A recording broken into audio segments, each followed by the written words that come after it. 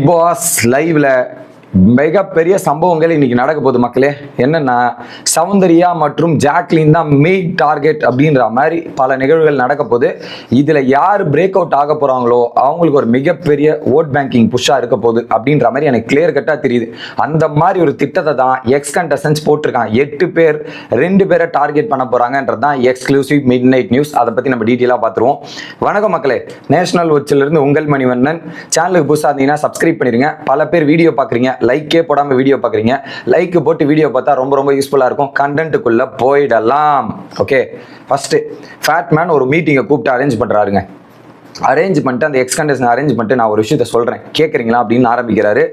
இல்லை, வீட்டுக்குள்ள நம்ம எதுக்கு வந்திருக்கோம்னு புரியுதா? நம்மலாம் சேலஞ்சஸ்ன்னு வந்திருக்கோம். எனக்கு நான் வந்து கெஸ்ட்டாக நினச்சி வந்துட்டு இது எல்லாமே நான் அந்த போர்டில் எழுதிக்கிறதுலாம் சீரியஸாக எடுக்காம ஜாலியாக எடுத்துகிட்டு போயிட்டேன். எப்படி சீரியஸாக இல்லாமல் ஜாலியாக எடுத்துகிட்டு ட்ராவல் பண்ணிட்டு போயிட்டேன். பட் அதோட சீரியஸ்னஸ் இன்னைக்கு பிக் பாஸ் அழுத்தம் திருத்தமாக சொல்லும் போது தான் அந்த சீரியஸ்னஸ் எனக்கு ரொம்ப புரியுது. அது மட்டும் இல்லாமல் அந்த போர்டில் வச்சிருக்கிற கமெண்ட்டை நம்ம எடுக்கவே இல்லை. ஆனால் அந்த போர்டு இன்னும் இங்கேயே இருக்குன்னா என்ன காரணம்? அதுக்கு நம்ம ரியாக்ட் பண்ணணும். அவனுங்க நம்மளை வச்சு செஞ்சிருக்கானுங்க. நம்ம திரும்பி கொடுக்க வேண்டிய நேரம் இருக்கு. அதை திரும்பி அடிக்கணும், இப்ப திரும்பி கொடுக்கணும்ன்ற மாதிரி டிஸ்கஷன் பண்றாங்க. ஓகே, அதுக்கப்புறம் பார்த்தீங்கன்னா இந்த இடத்துல நம்ம ரெண்டே மாதிரி தான் பயன்படுத்த வேண்டியது இருக்கு. ஓகே, இப்போ கொடுக்கப்பட்ட டைமிங்ல நமக்கான ஒரு வாய்ப்பு இருக்குல்ல. ஸோ அந்த நம்ம ஒருத்தர் உள்ள போகலாம், 5 பேர்ல ஒருத்தரா நம்ம உள்ள போறதுக்கான வாய்ப்பு இருக்கு, ரீப்ளேஸுக்குன்னு ஒரு ஆப்பர்ச்சுனிட்டி இருக்குல்ல. அப்போ அதை பயன்படுத்தணும்னா நம்ம எல்லாம் ஒன்று சேர்ந்து அடிக்கிறோம். அதுல யாருக்கு ஒருத்தருக்கு வாய்ப்பு கிடைச்சாலும் நம்ம சந்தோஷமா ஏத்துக்கலாம். எப்படி இந்த 5 பேர்ல யாருக்கு ஒரு வாய்ப்பு கிடைச்சாலும் நம்ம சந்தோஷமா எடுத்துட்டு அடுத்த கட்டத்துக்கு போயிடலாம் அப்படின்ற மாதிரி ஒரு விஷயத்தை டிசைட் பண்ணி ஒட்டுமொத்த டீமுமே அக்ரி பண்ணிக்குது. அக்ரி பண்ணிட்டோன்னா இந்த சுச்சுவேஷனை 2 விதமா டார்கெட் பண்ணலாம் மாதிரி பண்றாங்க. அதுல எந்த அளவுக்கு உங்க ஸ்கில்ல காமிச்சு ஷோகேஸ் பண்றீங்கன்றது. ஒன்னு, மக்கள் ஆடியன்ஸை நீங்க டார்கெட் பண்றது. ரெண்டாவது, இந்த சூழ்நிலையில நடந்த விஷயங்கள்லாம் வச்சு அவங்கள அடிச்சு பயமுறுத்துறது, அடிச்சு காலி பண்றது. இதை தான் பயன்படுத்தணும்ன்ற மாதிரி நிறைய டிஸ்கஷன் இருக்கு. ஓகே, நிறைய டிஸ்கஷன் வச்சு பாயிண்ட் பேசுறாங்க. ஓகே, ஸோ இதில் குறிப்பாக ரவீந்திரன் சார் அவருடைய தரப்பு நியாயத்தை யாரெல்லாம் இறங்கி அடிக்கலாம், ஒவ்வொருத்தரும் அடிக்கலாமா, இதெல்லாம் பண்ணலான்ற மாதிரி டிஸ்கஷன் பண்ணி அந்த நேம் போர்ட்லேருந்தே ஆரம்பிப்போம். அவங்க ஒரு ரோஸ்ட் போர்டு வச்சாங்கல்ல, அந்த ரோஸ்ட் போர்டில் நமக்கு தானே அவங்க டேக் கொடுத்துருக்கானுங்க, அவனுங்களுக்கு டேக்கை கொடுப்போம் நம்ம காலில். எப்படி யாரெல்லாம் கொடுத்தாங்க? ரவீந்தருக்கு இந்த 8 பேருக்கு எக்ஸ் கண்டஸ்டன்ஸ் வீட்டுக்குள்ளே இருக்கிற கண்டஸ்டன்ஸ் கொடுத்தாங்கல்ல. இப்போ எக்ஸ் கண்டஸ்டன்ஸ் வீட்டுக்குள்ளே இருக்கிறவனுக்கு டேக்கை கொடு. எவன் வரலாம் ட்ரிகர் ஆவானோ, எவன் வரலாம் அதை பார்த்து டென்ஷன் ஆவானோ, அவன் அந்த உச்சகட்ட டேக்கை வச்சு கொடு அப்படின்ற மாதிரி அந்த திட்டத்தை பிளான் பண்ணுறாங்க. எழுந்தவன் இப்பயே லைவ்ல மாத்த ஆரம்பிச்சிருக்காங்க மக்களே. இப்பயே லைவ்ல நேம் போர்டை மாத்த ஆரம்பிச்சு சம்பவத்தை தொடங்கிட்டாங்க அப்படின்றதான் பார்க்க முடியுது. ஸோ அதுல இறங்கி அடிப்போம், ஒவ்வொருத்தரும் நேமை வச்சு ட்ரிகர் பண்ணி விட்டுருங்க அப்படின்ற மாதிரி பிளான் பண்றாங்க இந்த பிளான். ஓகே, இல்ல இன்னொரு விஷயத்த பண்ணுவோம். எப்படின்னா இன்னொரு நேம் போர்டை மாத்திட்டு நம்ம எல்லாரும் ரயானுக்கு சப்போர்ட் பண்ணுவோம். போன வாரம் வேற மாதிரி விளையாடி அவனுக்கு சப்போர்ட்டே இல்லாம பல பேர் எதிர்த்து விளையாடினாங்க. அவனுக்கு நம்ம சப்போர்ட்டா போய் நின்னோன்னு வச்சுங்களேன், வேற மாதிரி உண்மையான சப்போர்ட்டே கொடுப்போம். அவனுக்கு மற்ற எல்லாரும் எதிர்த்து அவனுக்காக நின்று பேசுவோம். அவனுக்காக நின்று பேசி அவங்களை ட்ரிகர் பண்ற ஒரே வார்த்தை organic support, organic support, organic சப்போர்ட்ன்ற மாதிரி அடிச்சோம்னா வேற மாதிரி ஆயிரும் அப்படின்றது. ஆனா அவங்களை ஹெவியாவும் டேமேஜ் பண்ணக்கூடாது. எப்படி ஹெவியாவும் டேமேஜ் பண்ணா நமக்கு ரிவர்ஸ் ஆயிரும் அப்படின்றதுமே திட்டம் போடுறாங்க. ஓகே, அடுத்து யாரெல்லாம் அடிக்கக்கூடாது அப்படின்ற பிளானுமே நடக்குது.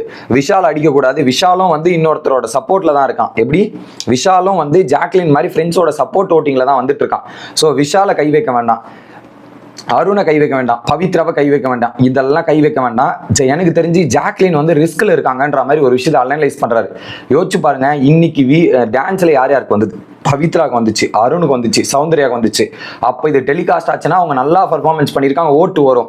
ஆனால் ஜாக்லினுது வரல, விஷால்து வரல, இவங்களதெல்லாம் வரலன்னா என்ன அர்த்தம்?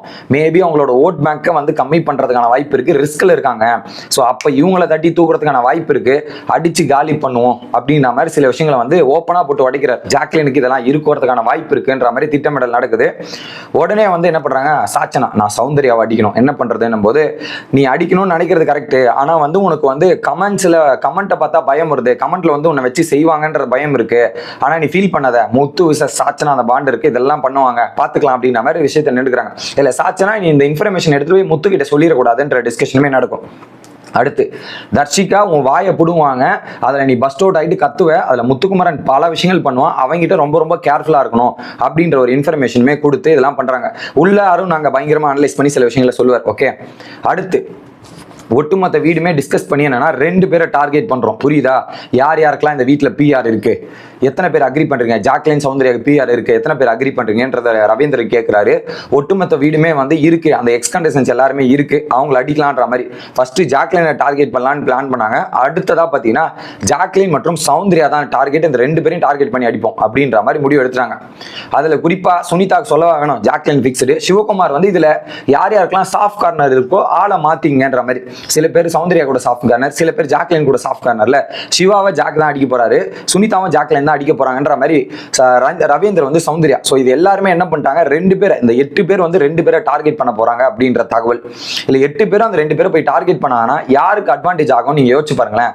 மற்றவங்களுக்கு தான் ஹெவி பிளஸ் ஆகும், ஹெவி ப்ரொமோஷன் ஆகும். அவங்களுக்கு ஒரு எமோஷனல் பிரேக் டவுன் ஆகி இது ரெண்டுத்துல யாராவது ஒருத்தர் அழுதுட்டாங்கன்னா ஹெவி புஷ் ஆயிரும், மிகப்பெரிய புஷ். நான் இந்த வீக்கெண்ட் ஆரம்பிக்கும் போது சொல்லியிருப்பேன் மக்களே, எக்ஸ் கண்டஸ்டன்ஸ் வீட்டுக்குள்ள போய் ஏதோ ஒரு சம்பவம் பண்ணாங்கன்னா அவங்களுக்கு ஓட் பேங்க் ஏறும்ட்டு. அந்த சம்பவம் இன்னைக்கு நமக்கு நடக்க போகுது அப்படின்றது. ஓகே, இதுல குறிப்பா யாரெல்லாம் ட்ரிகர் பண்ணலாம், சௌந்தர்யா எப்படிலாம் ட்ரிகர் பண்ணலாம் அப்படின்றது பாத்தீங்கன்னா சிம்பிள். சௌந்தர்யா கேம் பிளேவையும் வெளியே போன கேம் கண்டஸ்டன்ஸோட கேம் பிளே வச்சு அடிங்க, மஞ்சுரியும் எதுவுமே கம்பேர் பண்ணி அடிச்சிங்கன்னா சௌந்தர்யா காலி பிரேக் டவுன் ஆகிடு, இது பண்ணிடுவா அப்படின்ற விஷயங்களையும் பண்ணும். அடுத்து சுனிதா, நீ ஜாக்லினை போய் எப்படி டார்கெட் பண்ற தெரியுமா? நீ ரிலேஷன்ஷிப் வச்சு தான் கேம் பிளே வர, நீ உன் ஓட்டு மூலியமா சஸ்டெயின் ஆகலை, மற்றவனோட ஓட்டு மூலியமா தான் வந்திருக்க. கிரை அண்ட் எமோஷன்ஸ் வந்து 15 கார்னர்ல போயிட்டு நீ சிம்பத்தி ஓட்டு வாங்குவேன், இது கிரை பண்ணி தான் வந்திருக்கன்ற மாதிரி போட்டு அடி. ஆனா அந்த பொண்ணு ஆடக்கூடாது, நீ அடிக்கிற அடி ஆடா இருக்கும், அந்த பொண்ணு ஆடக்கூடாது, இதெல்லாம் பண்ணக்கூடாது அப்படின்ற டிஸ்கஷன் போகுது. அடுத்து இதை நம்ம பண்ணோம்னா அவங்க சாப்பாடு தண்ணியில கை வைப்பாங்க, அதை நம்ம ஹேண்டில் பண்ணிக்கலாம், இதெல்லாம் பண்ணிக்க. உடனே சாச்சனா சொல்றேன், நான் போயிட்டு சௌந்தர்யா அட்டாக் பண்ணா என்ன பண்ணுவேன்னா, நீ அட்டாக் பண்ணாத, நான் போய் ரவீந்திரன் நான் போய் அட்டாக் பண்றேன், அதுக்கப்புறம் நான் உனக்கு சிக்னல் கொடுக்குறேன், நீ வந்து சௌந்தர்யா அட்டாக் பண்ணு. நீ அட்டாக் பண்ணவானா உனக்கு வெளியே இருந்து முத்து ஆர்மி சப்போர்ட்டுக்கு வந்துடும். இப்படி முத்து ஆர்மி உனக்கு சப்போர்ட் வந்து உனக்கு சப்போர்ட் பண்ணுவான், சாச்சனா நீங்க மாஸ் பண்ணலாம் அப்படின்ற மாதிரி. அதுக்கப்புறம் அர்ணவ் கிட்ட நீ ஆஷா பேசிடாத, இதெல்லாம் பண்ணிடாத, எதுவுமே பண்ணிடாத, நீ உன் பாயிண்ட்டை வச்சு பேசி அழகா எடுத்துட்டு போறதுக்கான முயற்சி பண்ணு, இதெல்லாம் பண்ணுன்ற மாதிரி ஒரு விஷயம். இல்ல ரேங்கிங் டாஸ்க் ஒண்ணு பிக் பாஸ் இந்த சீசன்லயே ரேங்கிங் டாஸ்க் கொடுக்கல, அந்த ரேங்கிங் டாஸ்க் வரணும். எப்படி ரேங்கிங் டாஸ்க் வரணும், அந்த ரேங்கிங் டாஸ்க்ல முத்துக்குமரனை கீழே இறக்குறோம், ரயானை மேல வச்சு பேசுறோம். ரயானை மேல வச்சு பேசினா இங்க என்ன தெரியுமா நடக்கும், முத்துக்குமரனோட ஓட்டிங் பிச்சுக்கும், முத்துக்குமரனை ஓட்டிங்க பிச்சுக்கு வைக்கிறது ஒரு பிளான்.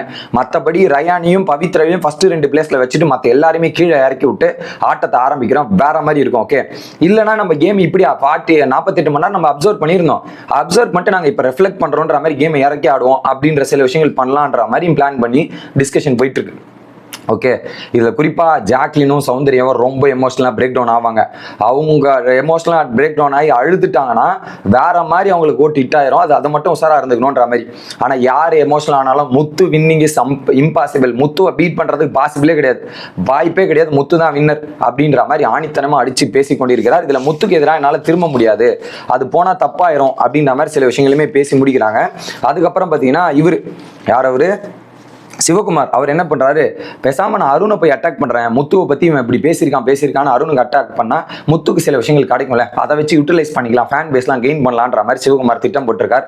இதுதான் தற்போதைய லைவில் நடக்கிற நிலவரங்கள். கிட்டத்தட்ட 3 மணி இப்பதான் அந்த நேம் போர்ட்லாம் அரேஞ்ச் பண்ணிருக்காங்க. அடுத்த வீடியோல வந்து சந்திக்கிறேன். Bye guys.